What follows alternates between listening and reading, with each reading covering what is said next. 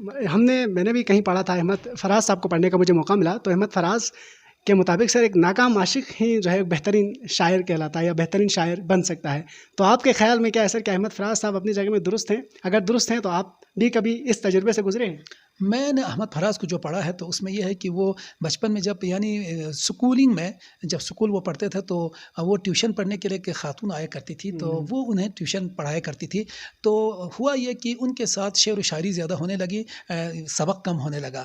जब वालिद साहब की आहट सुनते तो फिर वो दोनों सबक में लग जाते थे, नहीं तो एक दूसरे को अशआर सुनाना करते थे।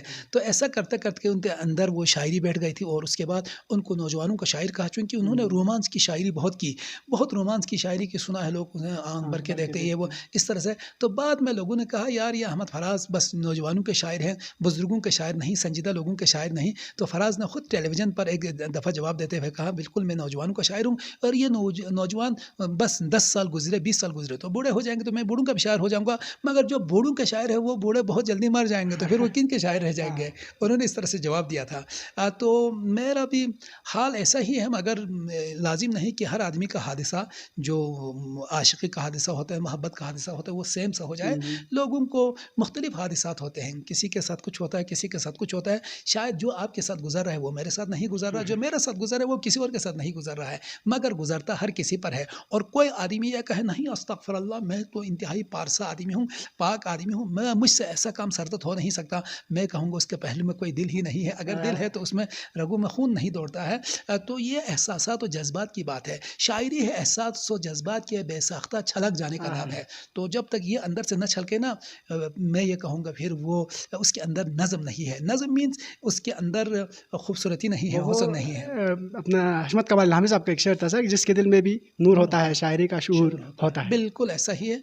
तो ये अंदर के एक चमक का नाम है, एक नूर का नाम है। वो चमक बाहर निकल आती है, और उसके लिए मुहर्रिकात चाहिए, यानी उसके लिए मुख्तलिफ हरबे चाहिए, मुख्तलिफ यानी बहाने चाहिए। वो बहाने अवेलेबल हो जाए ना तो छलकती जाती है। हम भी सर चाहेंगे कि आप कुछ छलकाएं सर।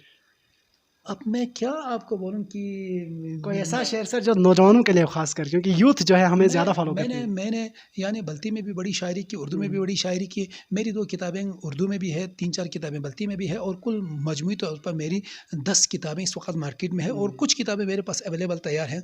मैंने मार्केट के लिए बहुत कुछ दिया, और इंतहा है कि अल्लामा इकबाल को मैंने बल्ती में मंजूम किया है, और 400 सफ़हात पर मुश्तमिल अल्लामा इकबाल आप शिकवा उर्दू में भी पढ़ सकेंगे, आप बल्ती में भी।